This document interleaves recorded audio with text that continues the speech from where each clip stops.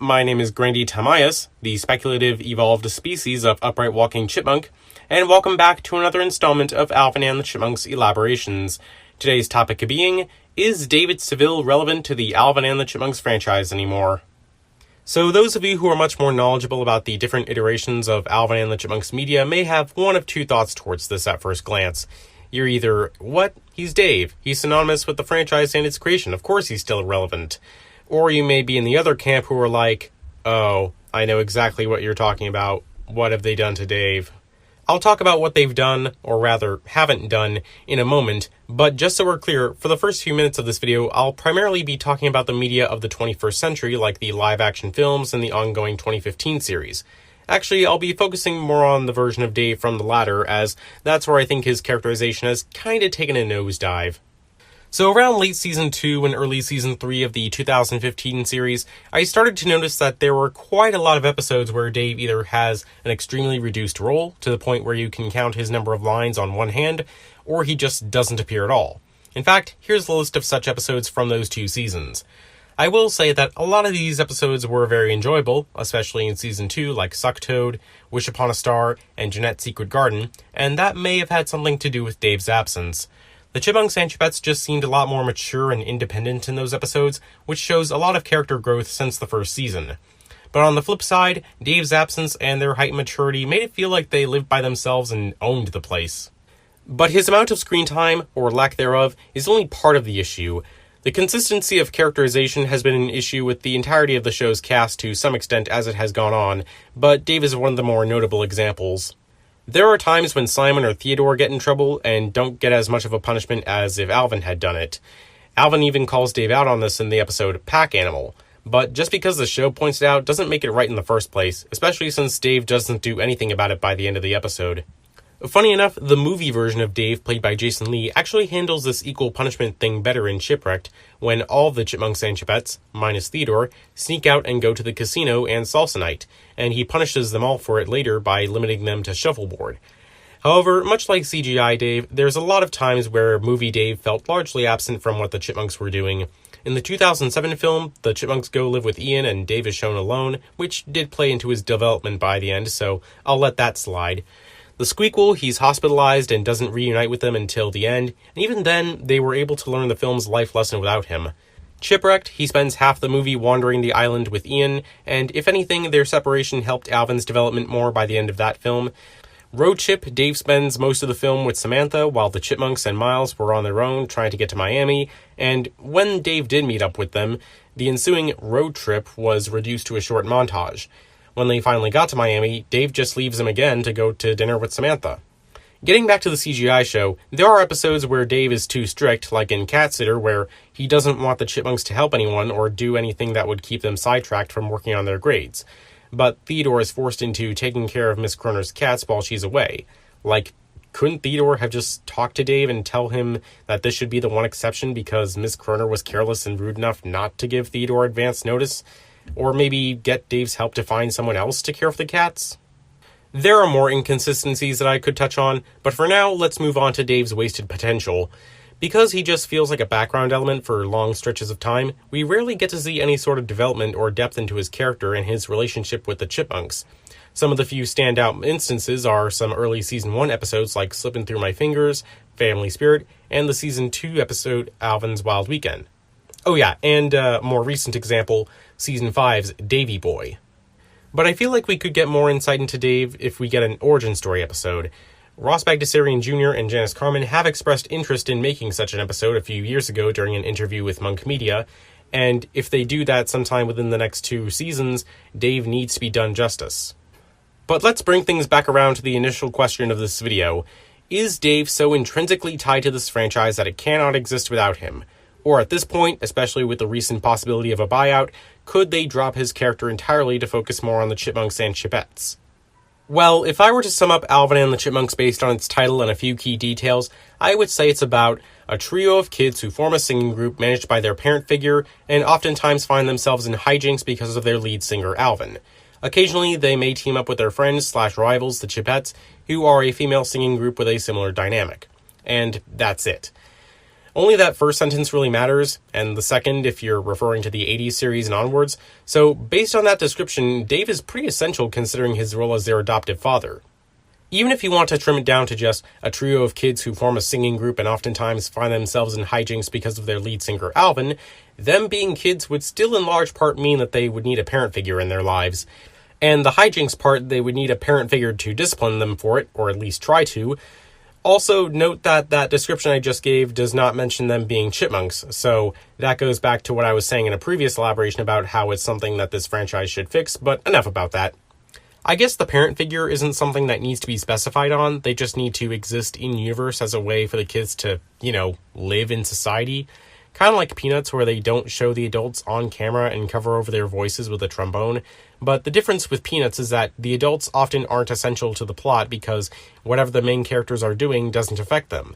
Whereas Alvin and the Chipmunks more often has its main parent figure being caught up in the hijinks for comedic purposes. But really, any parent figure could do that. Based on that description, there is no reason they couldn't do a gender swap and give the Chipmunks an adoptive mother figure. Or heck, I've been a strong advocate for the return of their biological mother, Vinny, so they could just change things up where Alvin, Simon, and Theodore live with her. In fact, one of the earliest books in this franchise, in 1959, had them living with their parents, and their band manager was an owl, filling a similar role to Dave. And I know I'm going off on a tangent again, but I just remembered that one of the critiques I've gotten for suggesting that there should be more miscellaneous chipmunks is that there'd be no point in calling the franchise Alvin and the Chipmunks, since they're not the only ones. I'm not necessarily suggesting that they should do a reboot with no humans and it's a society populated by chipmunks or other anthropomorphic animals, as cool as that would be, but maybe there could still be a relatively small number of them that the Seville brothers thus far are the only ones of their species who have made a band. Getting back more to Dave, I think the scarcity of any other chipmunks besides him and the Chipettes is one of the things that keeps him relevant. He's their connection to the human society, and setting the story in a world much like our own is perhaps supposed to make it feel more familiar to us in terms of our human culture and the kinds of everyday problems that we deal with, just through the eyes of a chipmunk. But I think the biggest thing that keeps Dave relevant and essential to this franchise is the fact that he's based on a real person. Ross Bagdasarian Sr. had been using David Seville as sort of a stage name several years before he created the Chipmunks, so when they finally came around in 1958, he put himself, and thereby Dave, into the position of their manager/father figure. I could definitely see it being a disrespect to the legacy by not keeping Dave as their parent figure in every series, even though I'd argue that the way he's been depicted in the current generation does not uphold everything that that legacy stands for. Putting all those problems aside, I think that if there were ever an opportunity to drop Dave from this franchise, I think that the 2007 movie would have been it. Alvin and the Chipmunks just wasn't as popular back then due to the whole stagnation from the Universal situation, and a whole new generation of kids were getting introduced to Alvin and the Chipmunks for the first time. But then, of course, there would have been a whole bunch of the older fans yelling, "Where's Dave?" And ultimately, I think they have a point. Having Dave in the movies definitely helped keep things feeling closer to the spirit of the source material, and I think that matters because otherwise I think that this movie series would have just crashed and burned like so many other live-action adaptations that came before and after it. So to conclude, while I do think that the general premise of Alvin and the Chipmunks doesn't require Dave specifically, or them being chipmunks, he's become one of those things where he's too valuable to get rid of, but if they keep using him in the way that they are, it's going to hold the franchise back from reaching its peak in terms of family-themed storytelling. I can't offer an easy solution to this, so my best advice would be that they should experiment. Maybe try a series without Dave, or reinvent him with a compelling new origin story in mind. We can't feel invested in David Seville as an associate of the Chipmunk characters if we don't know enough about him to realize why they're so much better with him around. As much as I love when Alvin and the whole gang go out on fantastical adventures without him, Dave still keeps things grounded in the family dynamic that has led to not only so many comedic situations, but also the emotional impact that young audiences can grow up appreciating. Feel free to let me know in the comments how you feel about the way Dave has been characterized, and how or if he should be changed. Hello, Chipmunk and Chipette fans. My name is Grandtamias, and welcome back to another installment of Alvin and the Chipmunks Elaborations. And for today's topic, I want to, again, talk about the possibility of the CGI series returning, or rather, the lack thereof. Because crushing y'all's dreams has been a thing on my channel since the beginning. Now I am become death, the destroyer of Chipmunk fan expectations. In all seriousness, some new information has come out from PGS Entertainment regarding the future of the CGI series, PGS being the distribution company for it.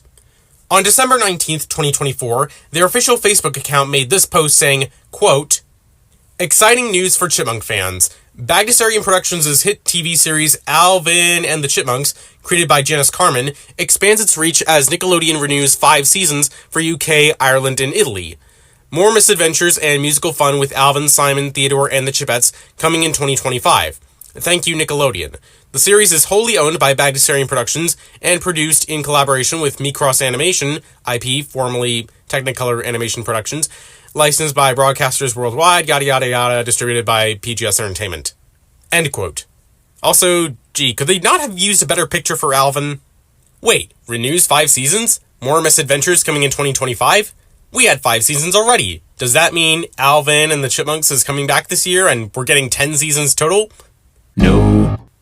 I can assure you, this is just poorly worded, and reviving the show is not what this post was meant to imply. Let's break things down for 3 reasons. 1, if this were the series being revived for new seasons, why would it only be limited to the UK, Ireland, and Italy? That's f***ing unfair! Especially when it's an American series co-produced in France. Even all 5 of those countries combined would be too small of a market to sustain the series for 5 more seasons. It would be financially unviable. We already saw how the show's American viewer base hit rock bottom, and Nickelodeon mistreated the show by airing its last 6 episodes on Nicktoons. So, what makes you think that they'd want to air the show again if it were revived? Reason number 2, shows like Alvin and the Chipmunks don't just get double the number of seasons announced overnight. That would keep the series running into the 2030s, and assuming these seasons are the same length as the previous 5, that's a lot of content to promise the networks. Previous seasons of the show were announced 1 or 2 at a time, even if they never ended up happening. And finally, reason number 3, the series was already confirmed to be cancelled. As I explained in my What's Next After Alvin video, series executive producer Ross Bagdasarian Jr. said that he and his family had already finished the show and are trying to come up with the next new idea for Alvin and the Chipmunks. Why would they just suddenly bring it back? Besides, he and his wife Janice Carmen already expressed how tiring the production of the show was, so I don't think that they'd want to do that again. But then that leaves us with the question, if the CGI series is not coming back, what the heck is this post supposed to mean? Well, a few days later, PGS made this post saying, quote, "Exciting news for UK and Ireland fans. Sky brings Bagdasarian Productions' hit TV series Alvin and the Chipmunks, created by Janice Carmen, home with an all-new deal featuring all 5 seasons. Starting in 2025, join Alvin, Simon, Theodore, and the Chipettes on Sky for more musical mayhem across the UK, Ireland, and British territories. Here's to more Chipmunk adventures with Sky." And then the same stuff before about the companies. I think this post was much better worded than the last one because it specified that only in the UK, Ireland, and the UK's other territories, TV provider Sky would be airing all 5 seasons as part of their all-new deal with PGS. The seasons themselves aren't new, the deal for Sky to air them is. So I think what the first post was meant to say was that the series was renewed to air reruns of the existing 5 seasons in those regions, plus Italy. And this actually makes a lot of sense, as even though those regions already aired the show up to the end of its 5th season, PGS would still like to keep it around after its original lifespan. In fact, I want to take this opportunity to mention that there are countries outside of North America and Europe that likely haven't caught up yet. As late as 2020, the show started airing in China, and on Disney Channel in Japan as of 2022. And honestly, I wouldn't be surprised if it ends up staying around in China for a while because that's a market of 1.4 billion people. I also want to take this opportunity to mention this Micross company and clear up some mistakes that I made in previous videos. In 2022, they had merged with fellow French company Technicolor Animation, who were the ones responsible for animating Alvin and the Chipmunks, and long story short, this is actually what caused the series to end production. This is just the unfortunate nature of what happens when companies merge. Plans get lost or cancelled in the shuffle, probably because it's too much of a hassle to maintain them during the merging process. Things would have to be renegotiated with all parties involved, and sometimes not everyone's willing to reach an agreement.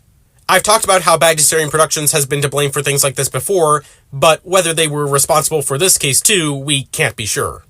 But this loss of the animation studio would actually explain why we had a storyboard sequence set after the end of the season 5 finale, the tour, complete with voice acting.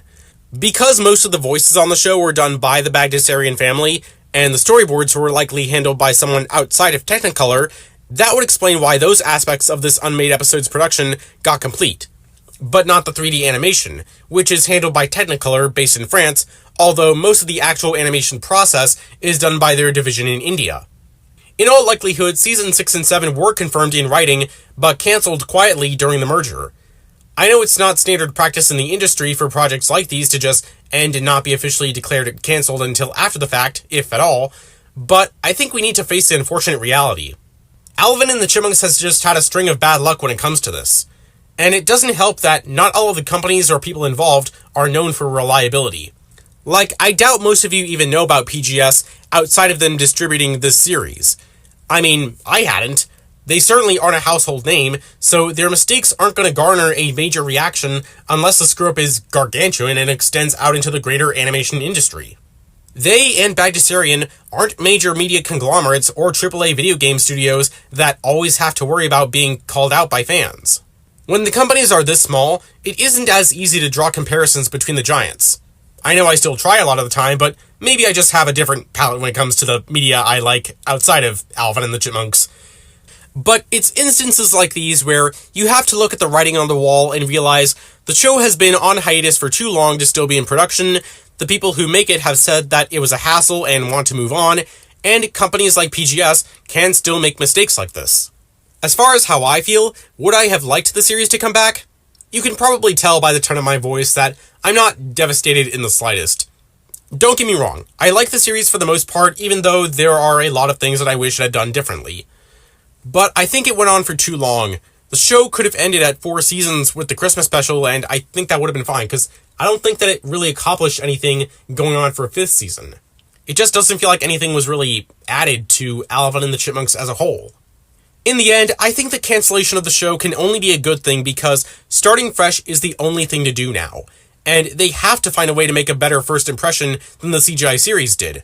Not just with the character designs, even though I didn't mind them, but also the tone, because these 11-minute adventures with no lasting impact aren't going to cut it for most people today. I've talked at length before about what could be done to reinvigorate this franchise, and I still intend to talk about other ways that it can in future videos. But ultimately, we're just gonna have to wait. Whatever happens, even if it'll be a while, these chipmunks will come back with style. But feel free to let me know in the comments, did you actually believe the posts from PGS about the CGI series returning? Do you think it still can? And when do you think we'll get the next major update about this franchise? Hello Chipmunk and Chipette fans, my name is Grandtamias, and welcome to another Alvin and the Chipmunks elaboration video. Today's topic being, what exactly are the Sucktoads from the 2015 series Season 2 episode Sucktoad? Now, I know what some of you may already be thinking. What does any of this have to do with the Chipmunks, the Chipettes, or the series as a whole? Answer, probably not much, if anything. Back in 2016, when the Sucktoad episode first aired, the fanbase reaction was overwhelmingly positive, and I too thought of the episode in high regard, though not for the same reason as most of those fans. While all the Alvinnn shippers were squealing in happiness, I was geeking out trying to understand what the title animal actually is. Obviously, I know the Sucktoad was simply made up, but with my knowledge on speculative zoology, as well as the strangest of real-life amphibians, I think I can explain the physical traits and morphology of them as if they were real organisms. I've already done a similar thing with my Grandtamias Bagdasarian fictional rodent for the evolution of talking chipmunks, so if something like those could exist in the Alvinnverse, so too could a Sucktoad. Let's start with what we know about the Sucktoad's habitat, diet, and how they behave. Like all amphibians, the Sucktoad needs moisture to survive, and primarily gets it through the mud that it lives in.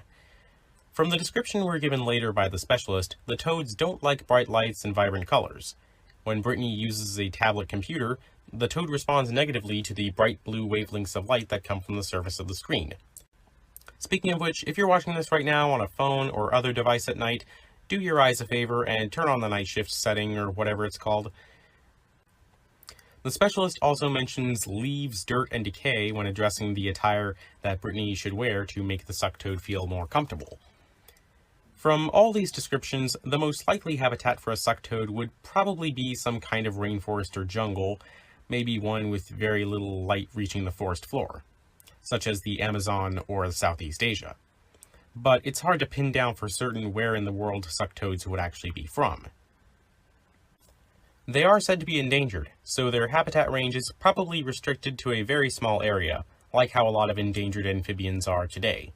In fact, knowing from being a volunteer educator at my local zoo, which is involved with a lot of amphibian conservation efforts, one of the main problems is that many amphibians are only native to one or two areas of wetland, and thus harm to that area could likely mean the extinction of an entire species. According to the amphibian specialist, the suck toad likes to eat vegetation and recommends feeding it kale. It can also eat worms and presumably other small invertebrates as well. However, most amphibians in real life can only eat bug larvae, algae, and small freshwater plants as tadpoles, but not as adults. In fact, the suck toads lack the wide mouths that other frogs and toads have. If anything, they're more similar to that of a tadpole's mouth. It's possible that this was a neotic trait, the retention of juvenile features into adulthood, similar to how the axolotl salamander never becomes a true salamander adult and retains its external gills throughout its life. This would allow the suck toad to take on a new niche, so that it wouldn't have to compete with other frogs and toads from the same area that use the traditional feeding strategy. And it would explain the suck toad's ability as an adult to eat kale and green roughage like the specialist described. That being said, we also don't know much about the suck toad's lifestyle compared to other amphibians, as we've only seen what we can assume to be the adult version. As for their 6 legs, that's a little tougher to figure out. For one thing, there are no terrestrial vertebrates with more than 4 limbs. And while there are cases of frogs that grow additional limbs, this is mainly due to a parasitic flatworm named Riberoia ondatre. I think I'm pronouncing that right. It doesn't cause them to sprout 3 pairs of perfectly functional limbs symmetrically on both sides of their bodies. Not to mention that the suck toads have 3 toes on each of them, whereas real toads have 4 on each front leg and 5 on each back leg. However, it could be possible that these supposed legs aren't actually legs at all. They could just be outgrowths of skin used to give a convincing camouflage. To a predator, those brown outgrowths could just look like a couple of twigs, which, coupled with the color and texture of the toad's back, could make it look like a natural part of the surface that it lives on, and why Alvin was at first fooled into thinking that the suck toads were just blobs of mud. Wobbegong sharks use similar outgrowths on their bodies to look like plant debris on the seafloor, although they use it primarily for ambush hunting rather than predator avoidance. And nature has actually done odder things with the outgrowths on the sides of amphibians before, like with the hairy frog from Central Africa. And from the looks of the flabby edges around the suck toad's body, it is possible that the real legs are just hidden underneath it. Asian giant salamanders also have some flabby edges of loose skin on their bodies, which they can use for texture camouflage and some oxygen extraction from water. Finally, we come to the biggest question that I have about the suck toad. How does it interact with its host? It's uncertain how long the suck toad could have stayed attached to Brittany or the manner in which it would have been able to leave if the specialist didn't intervene. Note that I use the word host, as in a symbiotic relationship, since the suck toad is affected by Brittany's own biology. As stated very clearly, Brittany was not allowed to eat sugar because the toad absorbs it, but that shouldn't be possible if the toad was just resting on the surface of Brittany's skin around her eye. It is true that amphibian skin is sensitive to chemicals they come into contact with in the water if it becomes polluted, making them what scientists call an indicator species to judge the health of an ecosystem. But mammals don't just excrete excess sugar through the skin. Instead, we produce insulin, except those who are affected by diabetes, to control our blood sugar level. And it's that blood part I want to focus on. What if, and this is just an idea, the suck toad absorbs nutrients by tapping into the bloodstream of its host like a vampire? I know it sounds crazy, but hear me out, please. This would explain the toad's need for the host to remain in a calm environment, since stress raises blood pressure, as Dave surely knows, and the suck toad could be harmed by that if it's very sensitive to changes in the blood that it's tapping into. Perhaps it only does this for supplemental nutrients that it can't get from its usual diet, to get additional vitamins, proteins, perhaps even iron. Come to think of it, this would explain why the specialist suggested feeding the toad kale, which is a superfood containing a lot of, you guessed it, iron. As the plant isn't native to tropical forests, it would make sense that captive suck toads could be fed kale and other iron-rich plants to supplement their natural diet that they would otherwise have to resort to parasitic behavior to get. As for it having a taste in blood in the first place, it's really not all that unbelievable. Tadpoles of some species do cannibalize each other. Yeah, they got the necessary hardware in their mouths to break through living tissue, so a blood-sucking behavior, very much possible. But don't be afraid, perhaps the blood-sucking ability can be put to good use for the humans of the Alvinnverse, and real life too. Both amphibians and a lot of different animals that suck blood are being studied for biomedical purposes to create new treatments for human diseases. Vampire bat saliva has been used to help stroke victims, and many endangered frogs can produce specific chemicals in their bodies that can be used to treat just about every disease under the sun, like cancer and Alzheimer's. So when the specialist says that the suck toad can do remarkable things for the human race, that is 100% scientifically accurate. But unfortunately, many of those amphibian species are starting to become extinct before we can learn their medical secrets. So what I hope you all take away from watching this is that these creatures have so much more value than we know and need to be protected. Simple things you can do to help include just keeping your local waterways clean from trash and dispose of hazardous chemicals like car fluids, fertilizers, and battery acid properly so that they don't end up as runoff. Sorry if I seem preachy with this environmental message, but look at it this way. Jeanette would care. Would you? And that's pretty much all the basic stuff there is to know about the suck toad from what little information the show gave us. Now, with the assistance of Google Translate, I shall come up with a hypothetical genus and species name for this amazing speculative amphibian. I hereby name it to be Platybufo hirudo, or the flat toad that sucks blood. Anyway, I hope you all enjoyed this scientific analysis of the suck toad. Feel free to let me know in the comments what you think. Did you learn something new about amphibians? And do you think the suck toad can actually suck blood? Hello, Chipmunk and Chipette fans. My name is Grandtamias, and welcome back to another installment of Alvin and the Chipmunks Elaborations. And, well, you read the title. Now that it's been confirmed that the CGI series has ended, today's topic will be what's going to happen with the Alvin and the Chipmunks franchise next. So first, I want to get a few things out of the way, since in one of my previous videos, I got a lot of comments from people who are still skeptical about what Ross Bagdasarian Jr. meant with this quote, to another TV series that we just finished last year. He never refers to the CGI series by name or anything to specify that this is the one that started in 2015, but considering that it's the only Alvin and the Chipmunks TV series to have existed in the entire 21st century so far, and likely your lifetime too, considering when most of you watching this video were born, there's no other Alvin and the Chipmunks TV series that he could have been referring to, as the last one prior to it ended in December of 1990, if we're not counting the TV specials or Universal films.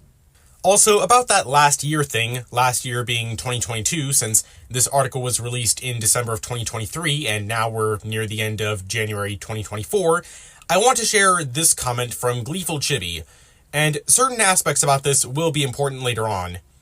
Anyway, Chibi brought it to my attention that the series did technically already end in 2022, if you watched the show in France or Canada, which were the first regions to air the final episode, The Tour, in December of that year. December 1st to be exact for France according to Monkipedia. The episode's premiere in the United States happened a few months later in March of 2023 and ran simultaneously with Nickelodeon's Kids' Choice Awards, but you can check out this video for more on that. I also want to mention that in the 2019 Monk Media interview, of which Chibi was in, Ross Bagdasarian Jr. said, "The process of doing these shows, it takes so long. You know, it's about 9 months from a beginning idea that Janice or Michael or Vanessa might have to actually watching it on television."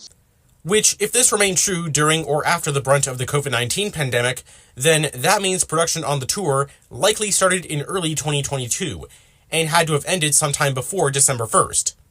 If I were to take an educated guess, probably sometime between September and November, depending on the gap of time between the end of production and broadcast in France and Canada. This would put the start of production for that episode between January and March of 2022, again, if we're going by the 9-month production. But then, let's get to the next part, Ross's quote. What does he mean by finished? Chris Woodley from Monkiverse, formerly Monk Media, commented saying that Ross could have just meant that they were just done with the 5th season. After all, in previous videos I have shown this article from Nick Alive of it being confirmed that seasons 6 and 7 were planned according to Nickelodeon. And this was in November of 2019, when the 4th season was still airing, and was less than a month after the interview I previously mentioned, October 13th to be exact. And obviously Chris was also in that. During that interview, Ross Bagdasarian Jr. and Janice Carmen said that the networks were interested in renewing the show for season 6 and 7. Yeah, it's funny because all of the broadcasters are asking us, even though season 5 wouldn't even be finished until 2 years from now. We're working on them now, but it won't be all finished until 2 years from now. All of the broadcasters are asking us to do additional seasons 6 and 7. So that would keep us working until 2025 on these shows. Given the close proximity and time between the interview on October 13th and the publication of this article on November 6th, something has to be up, right? This is, again, an educated guess, but I think one of two things happened. One, Bagdasarian Productions had decided to go ahead with season 6 and 7 after this interview, but something happened later that made them go back on that decision. Or two, someone from Nickelodeon saw that interview and misinterpreted it as confirmation that the series would continue. The latter is probably a stretch, but not unheard of in the industry. In fact, Nick Alive themselves seem to be just as in the dark as we are on what happened to season 6 and 7. I don't really know what's going on here. Presumably Nickelodeon themselves were one of the broadcasters that wanted a season 6 and 7. Why would one of their own news outlets not know that those were cancelled even after the fact? Now, I'm no expert when it comes to investors and investing in media conglomerates, but I've always been under the impression that there were business people who put their money in Nickelodeon or Paramount or Viacom or whoever, expecting that all the films and TV shows were going to be released so that they could turn a profit, and thus the investors make money. If projects get cancelled, then that means that the money that the investors had initially put in to fund the creation, or in this case, purchasing the rights to air this piece of media, just goes to waste, or worse, pocketed by the corporation. And so, understandably, investors would be mad, especially if they weren't warned beforehand about the cancellation. We saw this happen recently with the Warner Brothers and Coyote vs. Acme situation. Oh, hey look, it's the voice of Ruby Gillman. Filmmakers even canceled meetings that their representatives, and probably investors too, were going to have with Warner Brothers because canceling a project makes the company look unreliable. Okay, getting back on track, in this scenario, say for example that I'm an investor and I want to give some of my money to Nickelodeon so that they can purchase the rights to air 2 more seasons of Alvin and the Chipmunks. Ideally, those seasons come out and generate profit for Nick. But because I helped pay for it in the first place, I get some of that money back, hopefully more than what I put in, depending on how successful Alvin and the Chipmunks is with audiences. But suddenly, all signs point to the show being cancelled, and, well, just take a guess. Personal enjoyment of Alvin and the Chipmunks notwithstanding, how would you feel if your money just poofed? And even if I was reimbursed on my initial investment, I'm still going to be mad that I lost the opportunity to make a profit. Hopefully I didn't lose some of y'all during that business jargon. Again, I'm no expert, but I think that this is the kind of question that we should be asking, because understanding how these businesses work can give us an idea of what we're going to get from the future of the Chipmunks and how we get it. I don't have an answer, but maybe the fans aren't the only ones who should be mad that we aren't getting the next 2 seasons. But getting back to Chris's comment, is it possible that Bagdasarian could have only just finished with the 5th season, and that they're taking some time off before they start season 6? Well, this is also highly unlikely. For one thing, the wording, "to another TV series that we finished last year," makes it pretty clear that he meant the entire cartoon. I mean, I'm pretty sure that he's never said anything like this before in other interviews, and it'd be kind of redundant to say that if we are going to get 2 more seasons. Besides, the season thing is kind of arbitrary to begin with. For one thing, none of the seasons are really defined by any kinds of trends or story arcs. Sure, seasons 4 and 5 had a little more continuity between episodes, but those moments were sprinkles compared to what some of us in the fandom, including me, have been clamoring for. But that's for another time. Aside from maybe the animation quality improving over time, there's no discernible reason why most episodes, at least plot-wise, can't be the beginning or end of a season, or be swapped between seasons. Like, would it really matter if the last episode of Season 1 and the first episode of Season 2 had been switched? They have nothing to do with any stories that came before or after them, and the animation quality is essentially the same that you wouldn't even notice if they were swapped. And not only that, they aired the same week in the US. Same thing happened with Seasons 3 and 4, and 4 and 5. So it's not like anyone, at least in the US, cared about having a gap between the end of one season and the start of another. And I think that's because Bagdasarian probably didn't take any breaks between seasons. They've mentioned before how rigorous the production schedule can be. Well, we're going to be doing 5 seasons of shows. We're delivering, probably the second half of the 4th season right now. But 5 seasons of shows is, 260 original songs. So imagine the workload for that, as well as obviously the shows themselves. And so for us, we have no life. Yeah. We have no life but this. We just want. So I doubt that they ever specifically scheduled their production timeline to be, okay, we're going to make Season 1 from this time to this time, then we take a little break before we work on Season 2 from this time to this time. That likely was the case in the 80s, which typically ran its seasons from September to December every year, but now times have changed. Cartoons were just made differently back in the 80s. In the case of the 2015 series, because of how sporadic episode releases have been throughout the years and throughout different regions, I think Bagdasarian was just making the show continuously year-round and providing episodes to the broadcasters when they were ready. But then, of course, the broadcasters may be unpredictable. They may leave episodes on the shelf for months, sometimes years. And then there's the process of dubbing the show into other languages, probably explaining the gap for the tour that I was talking about earlier, since they'd have needed to get the French dub ready. Again, I don't know all this for sure, but I am aware that making cartoons is very complicated. And although I think that this is wishful thinking that goes against more than one quote from Ross in this article, let's just say for the sake of argument that we are getting Season 6 and 7, Bagdasarian is taking an out-of-the-ordinary break, and that the next big thing for Alvin and the Chipmunks is not some yet-to-be-made reboot. I've heard some options like Bagdasarian possibly reviving the series in the future or rebranding it, maybe with a different name. Heck, they already did it with the 80s series when the show rebranded itself as The Chipmunks for its 6th and 7th seasons, and then again as The Chipmunks Go to the Movies for Season 8.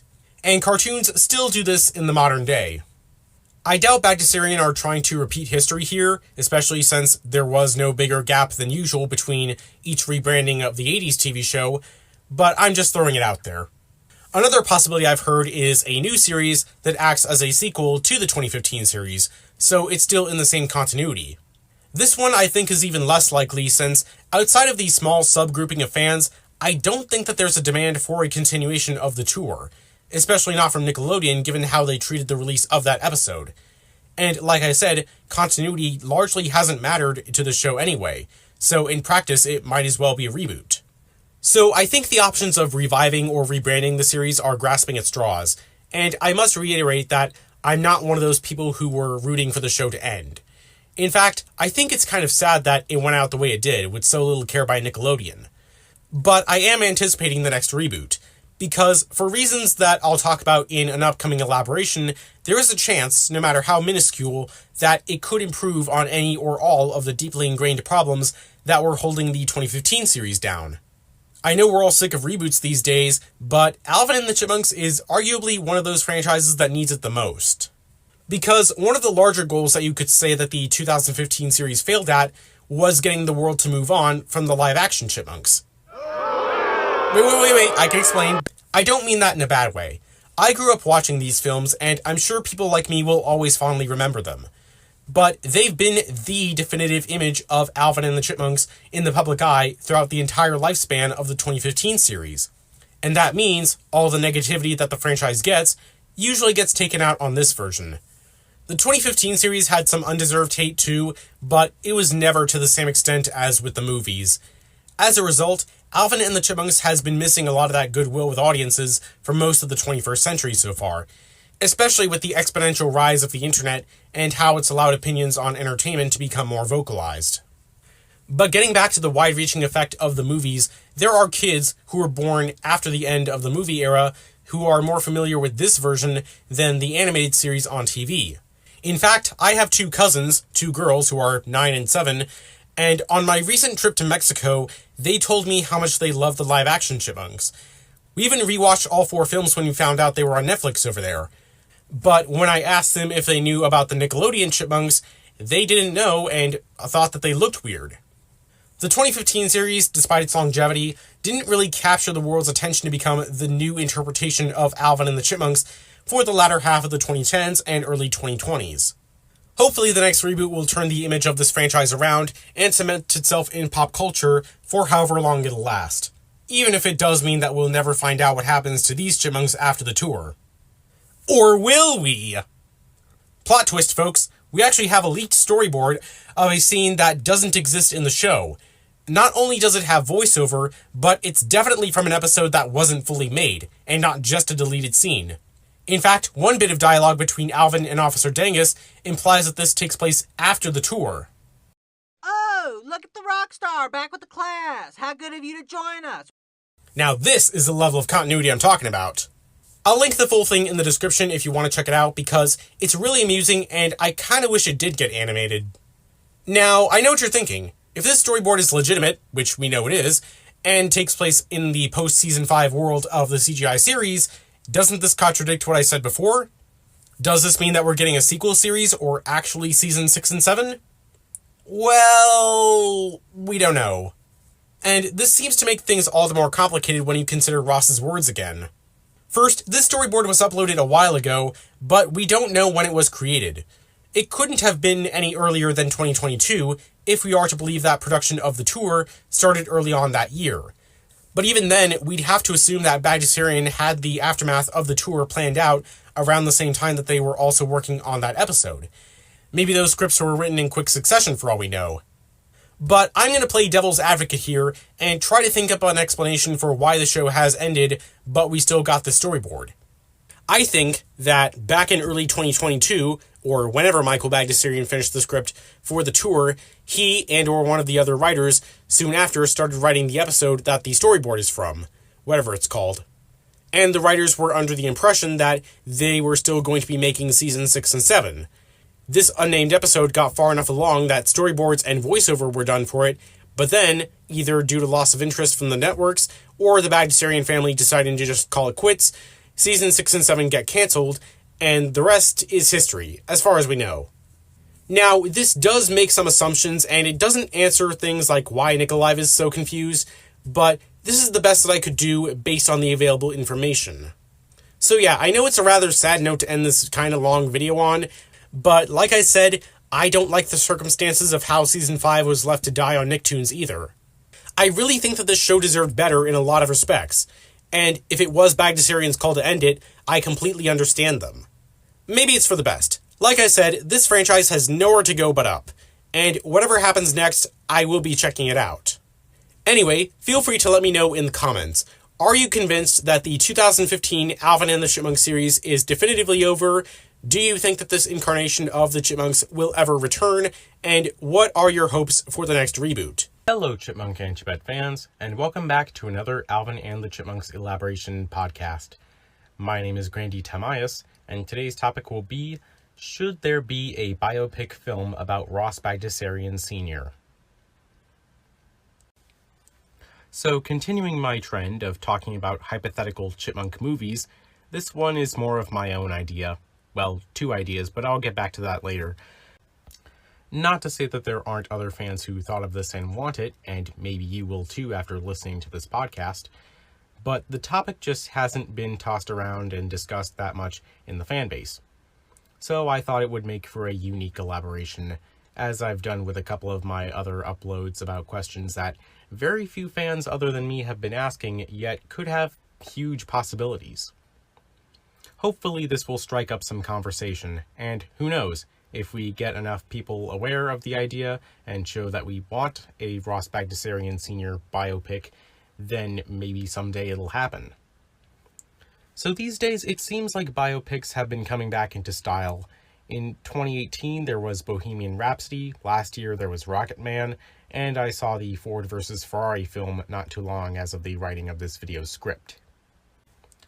The first two of those films I just mentioned were about musicians, so one about Ross Bagdasarian Sr. could fall into that same category. Granted, Ross's name hasn't really carried through the ages in the way that Freddie Mercury or Elton John have, so one about him probably would make nowhere near $1 billion as Bohemian Rhapsody almost did. The general public, even the parents who took their kids to see the live-action Alvin and the Chipmunks films, aren't likely to know who Ross is and what he had accomplished. So in order for the film to be a financial success, they would have to market it in such a way that, one, it would let people know that it has to do with a popular cartoon franchise that they love, even if it's not directly about that. Two, convinces an audience why they would want to learn about the story of Ross. And three, has a certain charm that's old-timey, suiting the time period it would be set, but doesn't seem bland to slightly more modern generations. Obviously not kids, mind you, because, let's face it, even if it has to do with cartoon characters, kids aren't going to sit for 2 hours and watch some adult, real figure going through a lot of normal life problems. And another reason why I think a Ross Bagdasarian biopic would be a good idea is because a couple of years ago, I saw one about Walt Disney and how he created Mickey Mouse. I'm not sure what it was called, and how he got through a lot of tough life problems. And kids love Mickey Mouse, but most or all of them have no interest in Walt. Speaking of tough life problems, would a story about Ross Bagdasarian Sr. set in the 1950s, telling how he created the Chipmunk song and all that he had to overcome to do it, would it actually make for a great biopic plot? In other words, does the real-life situation warrant a film with a well-structured narrative that audiences could follow? I absolutely think so. Ross's creation of the Chipmunk song is a rags-to-riches story, which could potentially form the basis for a near-masterpiece film, as history of cinema has proven. We could see Ross's financial struggles and how he risked pretty much everything on this one tape recorder, which was very expensive for the time. Maybe we could also see Ross in his days before that, like when he worked on a grape vineyard as a teenager and created Nuts to You, or his days in Seville, Spain during the Second World War, or maybe even after the success of the Chipmunk song with The Alvin Show, the Chipmunks Sing the Beatles, and all the major events before his death in '72. Which I guess would be a pretty sad note to end on. Just hopefully there would be enough primary sources to get information from in order to reenact things as accurately as possible. Because who knows how many people are still alive who met Ross or had recorded detailed information about the events. Ross Bagdasarian Jr. only knows so much. Speaking of Jr., well, this may not seem as likely, but I would like to see a sequel film about how he and Janice Carmen revived the legacy in the 1980s. Maybe it could even be a trilogy if they had enough time and purpose to tell events like the making of the cartoon, the Chipmunk Adventure, and the Universal Studios lawsuit. Although I don't see them telling everything up through the live-action movies. That would be a little excessive. Now, I don't know a lot about casting for biopics, but I do wonder who they would get to play these real people. Most biopics have proven that it's the big names that sell the movies, like Will Smith in The Pursuit of Happiness, Michael Keaton in The Founder, Matt Damon and Christian Bale in the aforementioned Ford vs. Ferrari film. Those were all good casting choices for those respective movies, in my opinion. I don't doubt that there are big-name actors in Hollywood today that look even a little bit like Ross Sr., Jr., and Janice. I mentioned in a previous video that Tom Cruise is the same height as Ross Bagdasarian Sr., and he kinda looks like Ross if he were to get a rounder buzz cut. Although he is older than Ross was now when he died, so he might not be the best choice. Plus, he's more into doing action movies. Ross Jr. and Janice, I can't think of any actors for them off the top of my head right now. However, I think it would be better if they use lesser name actors, perhaps ones for Ross Jr. and Sr. that have Armenian heritage.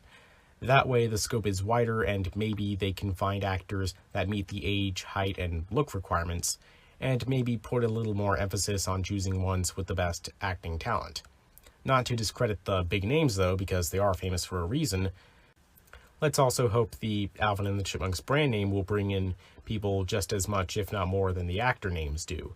Otherwise, biopics about the creators wouldn't make that much money. Heck, I don't think any of them would make anywhere near as much money as Road Chip even did. If you can think of any lesser-known actors who you think would fit the bill, please let me know in the comments below. And since I'm getting to that point, I'd like to thank you for tuning in to listen. Hopefully I convinced you that you would want to see a film about Ross Bagdasarian Sr. with little to no action or comedy for 2 hours. I know it sounds boring, but there's really no way to make a film like that for kids. It needs to be for the adults and made with a certain sense of class.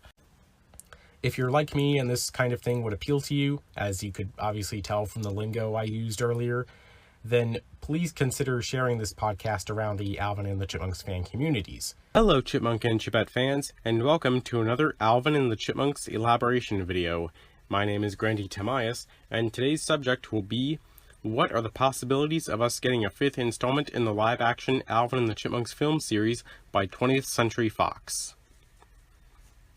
Now, I have heard this question tossed around the fandom a whole lot after the release of The Road Chip, and it hasn't seemed to show much sign of stopping, at least not yet.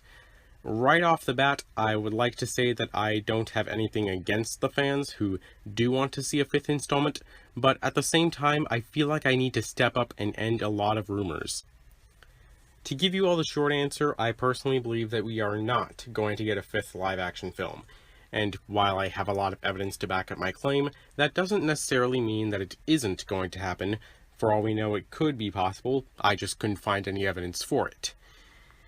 With so many franchises these days constantly making new installments or reiterations that are based on something pre-existing in pop culture, it's the expected norm that there is no end in sight for a film series as long as it is successful.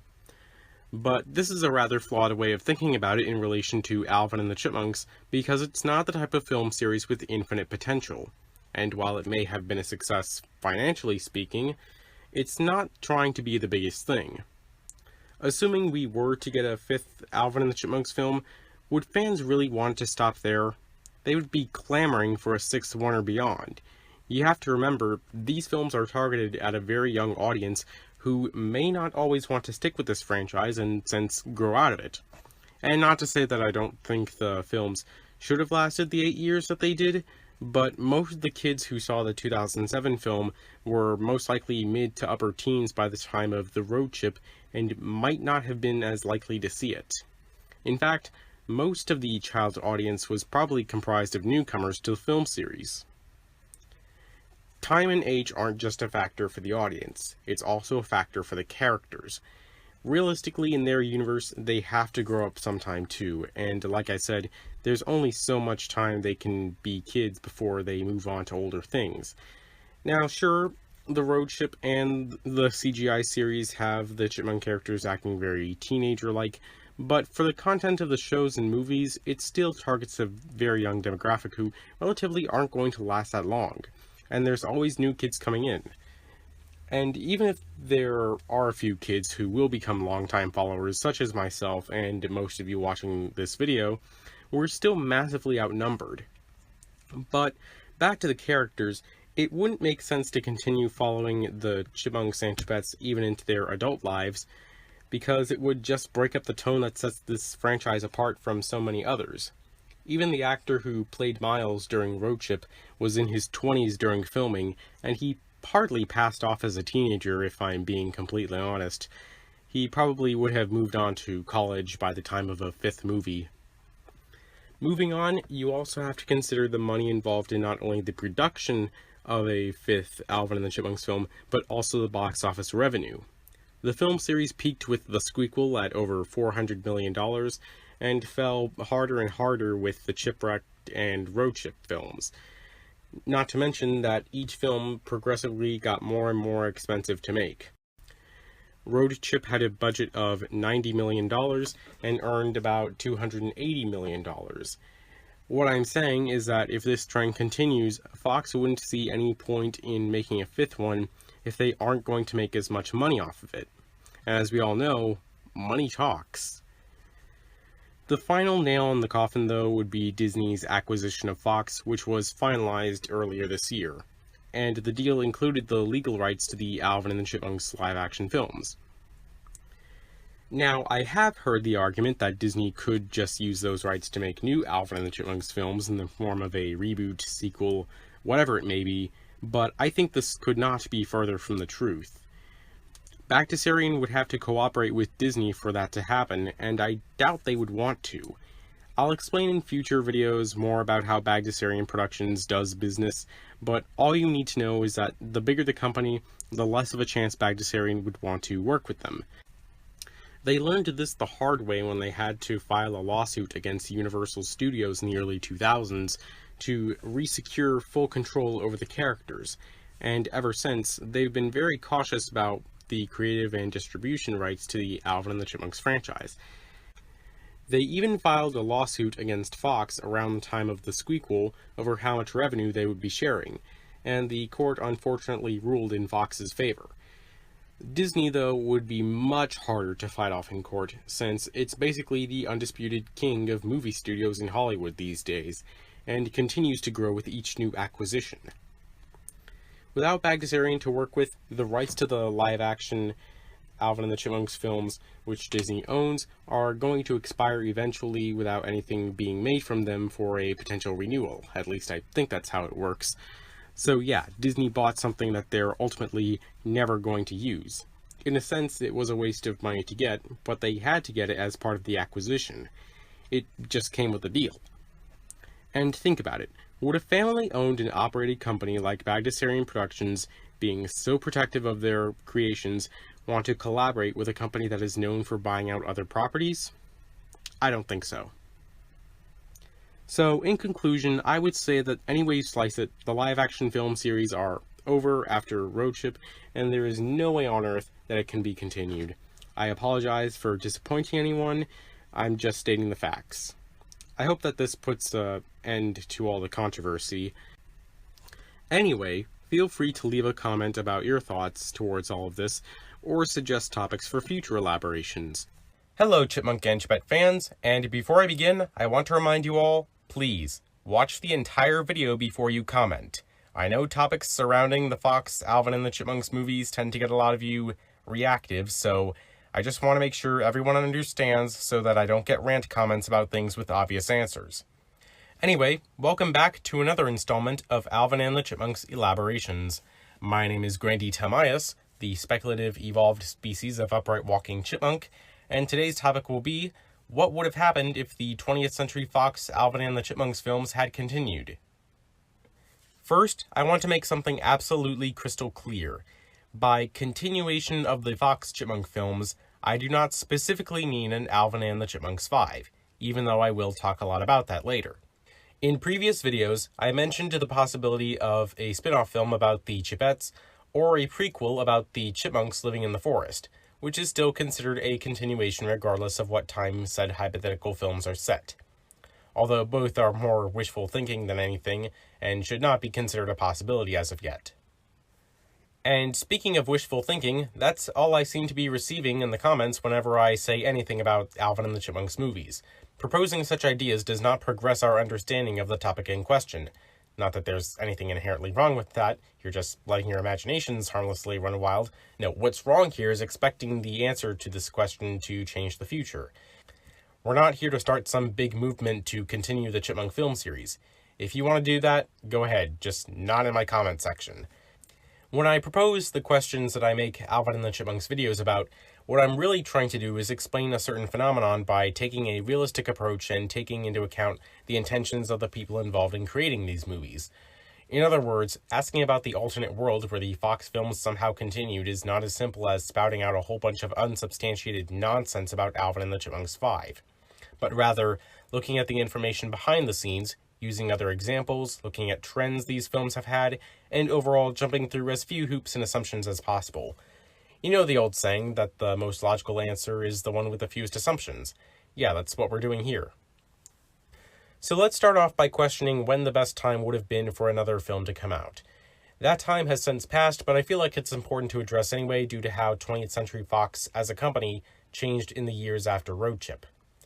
The first trilogy of Chipmunk films began in 2007 and ended in 2011, with each film 2 years apart and released about a week before Christmas.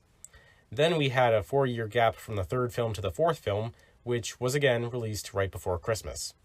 I don't know if there was some sort of contract when they were planning the first 3 films when they started making the 2007 one, or if they only decided to make each sequel after the previous one had already come out. I mean, these films relatively don't take too long to make compared to the higher budget 2-hour plus action movies we're used to now, which are often planned 3 or 4 years in advance, though a significant amount of that is pre-production and filming takes place over a year or more before the release. For a Chipmunk film, shooting probably only lasted 2 or 3 months. In fact, I think a bulk of the time goes to rendering the VFX for the Chipmunks themselves. Then the trailer comes out, usually 6 months ahead of the film's release, and the remaining time up to then is just touch-ups to the effects and editing, deciding which scenes they want to keep in or cut, and that's about it. So I think 2 years is ample time to make a Chipmunk film starting from the release of the preceding film. In which case, I don't know why there was a 4-year gap until Road Chip. Maybe Fox just decided to give it a rest so as not to make the film series fatigued, because after Chipwreck pulled in less money than the sequel, I think releasing another one too soon would have made audiences really tired. But who am I kidding? My channel seems to attract a lot of you who would have begged your parents to take you anyway, and if they had released a Chipmunk film back in 2013 or 2014, I probably would have joined the fanbase a lot sooner. But as for what we got with Road Chip, I think Fox was testing the waters with that film to see if the 4-year gap had paid off, and audiences would have been ready for another trilogy of Alvin and the Chipmunks films.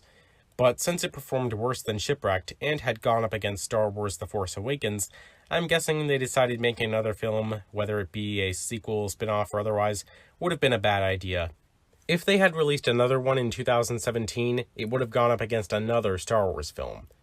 Actually, a spin-off in the Chipmunk film universe probably could have deviated from the normal release schedule of the main films, kind of like what Star Wars was doing, but if they wanted to release, hypothetically, a Chipette spin-off film in 2016, 1 year after Road Chip, they would have had to have planned that well before Road Chip released. But Star Wars had their own spin-off that year, Rogue One, so Alvin and the Chipmunks would have kept getting crushed by Star Wars. Regardless of that, let's just pretend for a moment that the Star Wars and box office and critical response didn't matter. There probably would have been only one more film after Road Chip, and then things would have completely stopped around 2017, because that's when talks started for Disney to buy out Fox. And sure, that acquisition wasn't finalized until early 2019, but let's face it, that was inevitable whether they had made more Chipmunk films or not. It's not like Alvin and the Chipmunks was going to be the big movie franchise successful enough to make Fox want to say, nope, we don't need to sell ourselves to Disney. And if you've been following my videos for a while now, you know that Disney cannot make an Alvin and the Chipmunks film due to the fact that while they may have the distribution rights and can apparently put Road Chip on Disney's Square Root without a problem, they do not own the rights to the Alvin and the Chipmunks characters and IP, and would need the cooperation, or at least approval, of the company that does. That being Bagdasarian Productions, who, if I've said it once, I've said it 1,000 times, would never approve of their characters being creatively controlled in a production by the tyrannical media glutton that is Disney. Oh god, I'm gonna get a lot of hate for calling Disney that. I guess media overlord?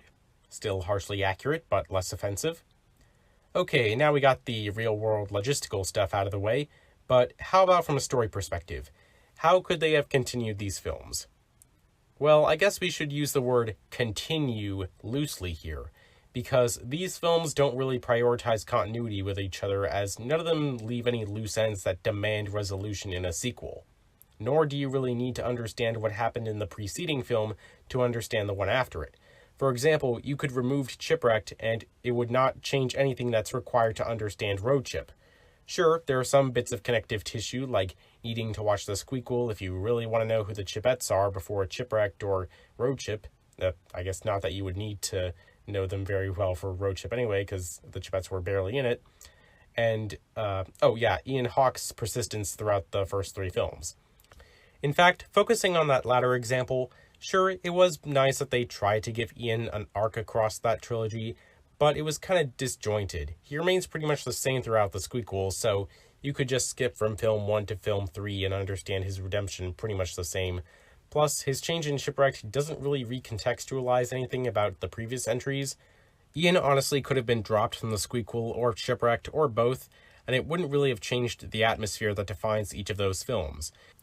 There could have been another villain in his place, as I think he was only kept around because David Cross is a comedian that the parents are more likely to recognize and was a big selling point to justify them paying to keep watching these movies with their kids.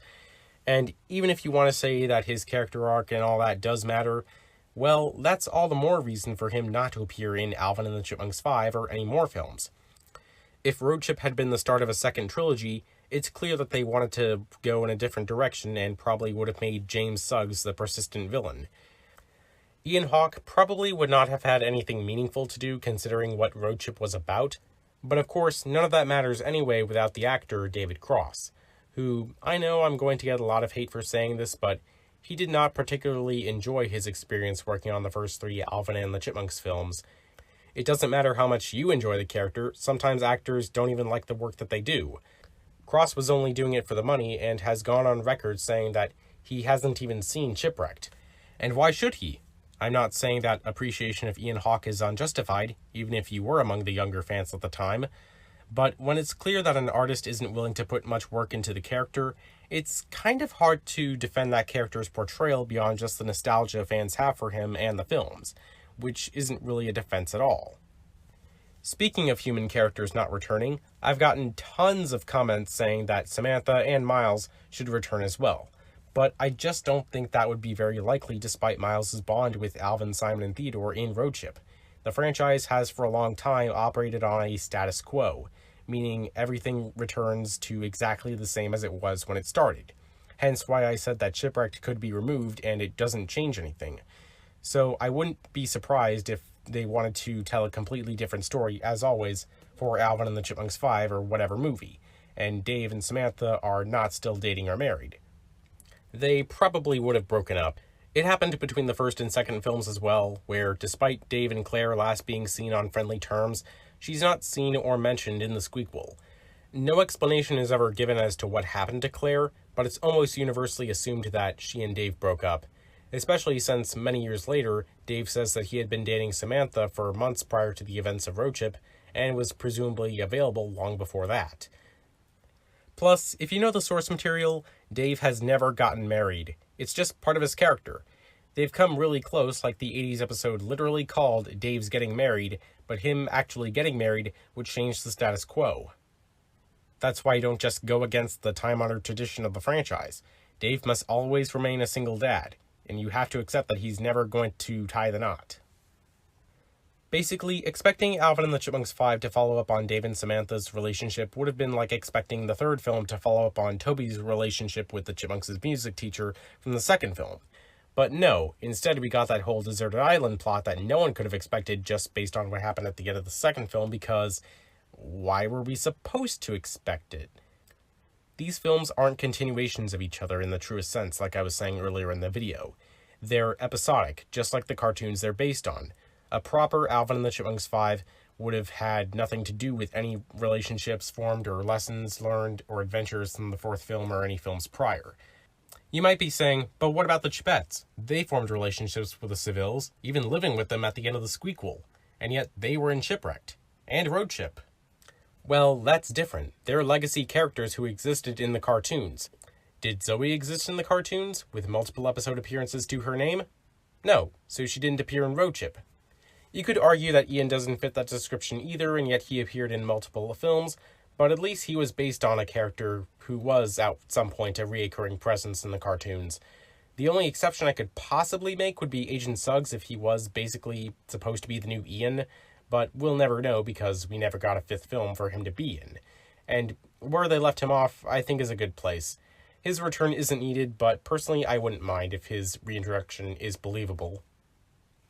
So there you have it, fanfiction writers. If you want to write a proper Alvin and the Chipmunks 5, or a spin-off or whatever, in the same spirit as the official films, start with a mostly clean slate that has nothing to do with the plots of the other films.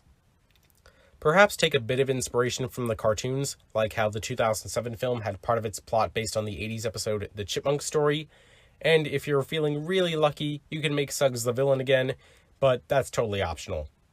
I know this video probably isn't going to sit well with some of you who have been hard beggars for a continuation of the Chipmunk movie universe, but you know what they say, beggars can't be choosers.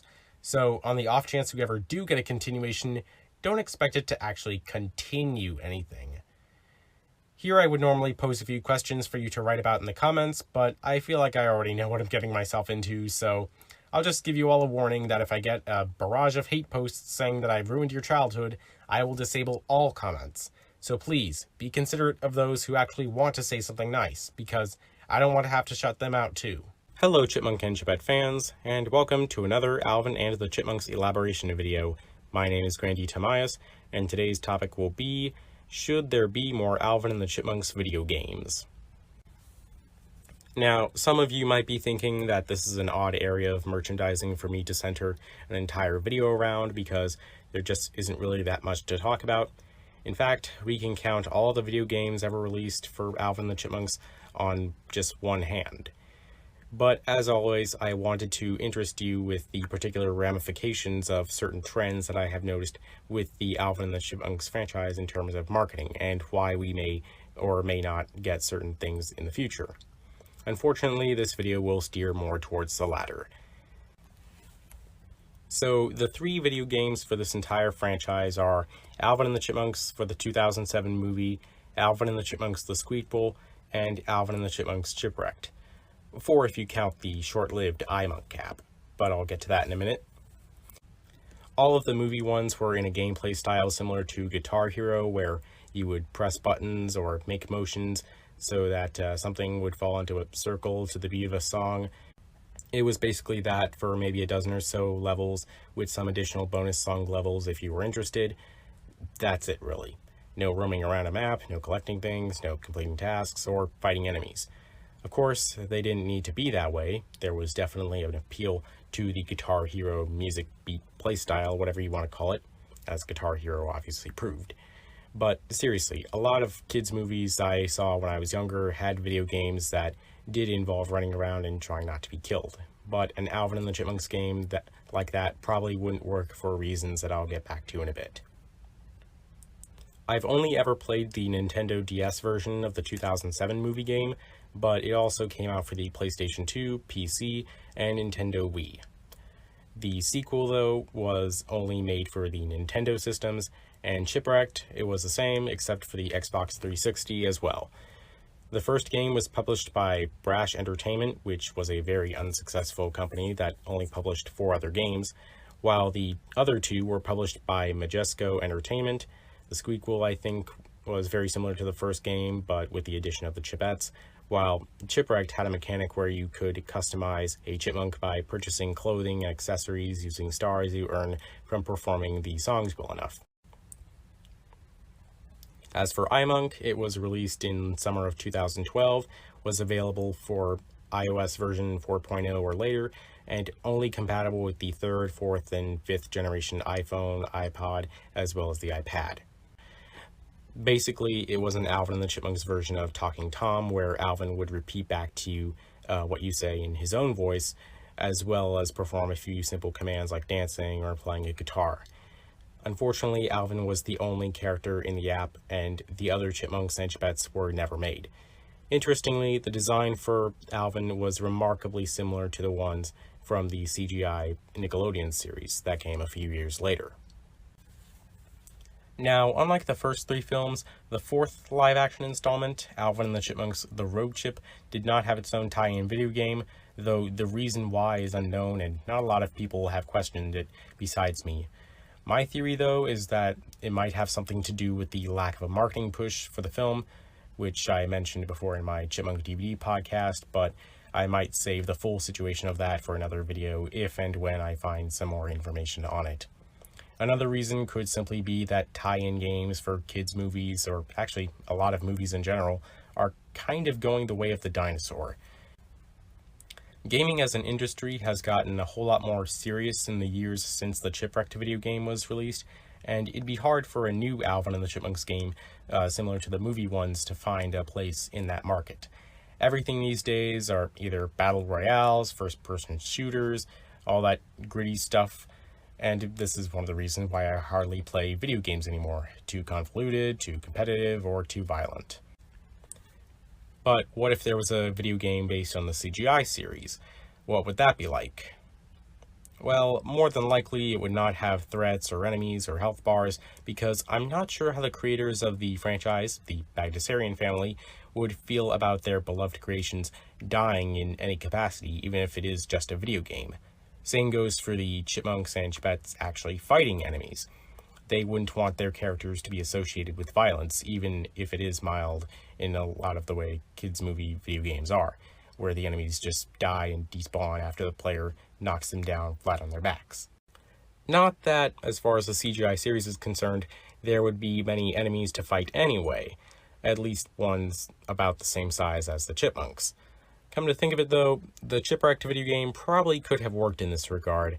They were on an island, so that's a lot of opportunities for maps to play on, and they could have fought small animals as enemies, like spiders or the honey badger, like seen in the movie. Still, the Bagdasarians would not condone this type of violence in a game based on their IP, and neither would Jeanette, because she loves animals. But anyway, let's get back to the hypothetical CGI series video game. It would still most likely be music-focused, but that doesn't mean they couldn't incorporate a map and movable characters. Maybe that could be played in between concerts to accomplish certain tasks given by non-playable characters like Dave or the other humans on the show, and give each of the 6 Chipmunks and Chipettes a unique ability that could help out in those instances. Like, for example, maybe Alvin could jump very high, or Simon could repair broken things. Maybe another character could go through small spaces or climb up a certain surface. And just for fun, maybe there could be a similar mechanic to the Chipwrecked video game where you can customize your own chipmunk character with accessories that you can unlock by performing songs or in-game currency. The songs, though, well, there's a lot to choose from, and maybe it could be an opportunity to include full versions of songs that haven't been on albums yet. Certainly as many as possible, but they could take up a large amount of data, so they might cap out at 20 songs at most. Now, whatever this hypothetical game turns out being like, would it sell well enough? Well, based on what I said earlier about the decreasing market for games based on children's IPs, I'd say no. It would be sidelined and most likely tank in terms of sales. Who knows, there may not even be a big enough audience from the show right now to justify making such a game. So, unfortunately, I think we're not going to get any more video games ever again for the Alvin the Chipmunks franchise, and even if we did, it would more than likely be just based around songs like the movie games were, if the public is even into those kinds of video games anymore. Feel free to let me know in the comments if you would like for there to be a video game based on the CGI Alvin and the Chipmunks series, and what you would want it to be like. Please also consider sharing this video around the Chipmunk fan communities, and or leaving a suggestion for a future video topic. Hello Chipmunk and Chipette fans, my name is Grandtamias, and welcome back to another installment of Alvin and the Chipmunks Elaborations. Today's topic will be, did the 2015 series move to Nicktoons, and if so, what does that mean for its future? I'll admit, I should have covered this sooner, but I thought initially to hold it off for the next update video. Plus, I had a lot of college stuff going on, but now that I have some free time, I thought I'd make a quicker video to hold you guys over until I can finish some bigger projects I'm working on. Okay, so, time to rip the band-aid off. There has been a lot of discussion, freak-out, and misinformation over Alvin and the Chipmunks premiering its last couple of Season 5 episodes back-to-back-to-back on Nicktoons instead of the main Nickelodeon channel. In the United States, though, they had already been aired months before in other countries, but since Nickelodeon and Bagdasarian Productions are US-based companies, I felt it would be relevant to shine a spotlight on this issue in regards to this region. Plus, I live in the US, as do a good number of other Chipmunk fans. It's also worth noting that at the same time these episodes were airing, the main Nick channel was airing the annual Kids' Choice Awards. I don't know why they couldn't have just delayed the release of the last season 5 episodes. I mean, we've been waiting for these for a long time anyway, so what's another week? But no, they had to air them on their sister channel concurrently with one of their most viewed programs. I'm only being semi-serious. I'm not distraught about this, just annoyed by bad corporate decisions. So fans and Twitter began to blow this out of proportion, saying that this means that the show is cancelled, or rather discontinued. That hasn't been ruled out as a possibility, but considering the evidence I'm about to explain, people have been jumping to conclusions. Also, I'm not going to show any screenshots from the last season 5 episodes because they're relatively new and I want to give everyone who wants to see them a chance to. On that note, we don't even know if this was a one-time thing because of the Kids' Choice Awards, or if the next season will continue to air on Nicktoons. And because of bad corporate decisions, people see Nicktoons as a kind of dumping ground where their shows go to die. I don't think they usually air new episodes of cartoons there, but I think it's mostly or completely reruns, so I can see where people think that the 2015 Alvin and the Chipmunks series has been cancelled. And of course, this isn't helped by the fact that Nick doesn't seem to care much about the show. They do the bare minimum with it to justify their continued willingness to purchase the rights to air the series, and they seem to be financially stable with that as far as we still know. Like I said in a previous video, the fact that they don't have to pay for producing any side merchandise or directly paying for the production of the show means that it's a safe move to keep it around. Still, it does feel like the US has been cheated with the show, constantly getting new premieres as late as we are, considering that, we're the country that made Alvin and the Chipmunks. The series has been a huge success internationally though, so maybe Nick just wants to focus more on that, but moving the show to Nicktoons in the US just feels like kicking us while we're down. However, regardless of where new episodes of the show are airing, we have known for years now that seasons 6 and 7 are confirmed, with the show expected to last until at least 2025. So about 2 more years left. And I feel pretty confident that they wouldn't just cancel those seasons and not announce anything about it. I mean, I think we would have known long ago if that were the case, since companies like Nickelodeon need to keep their investors informed about all of their upcoming releases. Also of concern is the fact that, as we've known for a while now, Bagdasarian Productions is looking to sell the franchise. People think that the end of Season 5 may have had something to do with this, since so far we haven't gotten any updates about upcoming episodes on the horizon that we know of. When that news first broke, I was confused because Season 6 and 7 had already been announced by that point, so if they had found a buyer, would they still be obligated to finish the show with Nickelodeon? That's a question I haven't seen many people asking or looking into. Now, rumors have also persisted that Nickelodeon, or rather their parent company Viacom CBS, or Paramount, or whatever they're called, is interested in buying Alvin and the Chipmunks, and has plans for them in a manner similar to Teenage Mutant Ninja Turtles and Garfield, which they also now own. But I haven't found anything myself that would directly suggest that, and considering what I said earlier about Nick not caring about the series and doing the bare minimum with it, I don't think their interest would be very high. I mean, they clearly didn't see airing the last Season 5 episodes on Nicktoons as a loss, unless the lack of interest in regards to the 2015 series is only because Nick doesn't have creative control over it, which, God forbid. If Viacom were to buy them, which personally I'm not totally against, they should give creative freedom to whatever smaller production house they choose to develop new content for the Chipmunk IP. But there's still a lot that we don't know, so don't take my word for it as fact or assume anything. A lot of this is speculation on my part. So, do I think that the 2015 Alvin and the Chipmunks series has been moved to Nicktoons for new releases or been outright cancelled? I don't know about Nicktoons, but cancelled? No. I think we're still going to get Season 6 and 7 in one way or another, and that Bagdasarian is still some ways off from finding a buyer. Even if they did in the near future, my educated guess is that they would still need to finish the series as contracted with Nickelodeon. Feel free to let me know in the comments, do you think the show has been quietly cancelled, or are you optimistic that it'll continue for the next 2 years? And as always, I'm open to any suggestions for topics that you want me to cover in my elaboration series.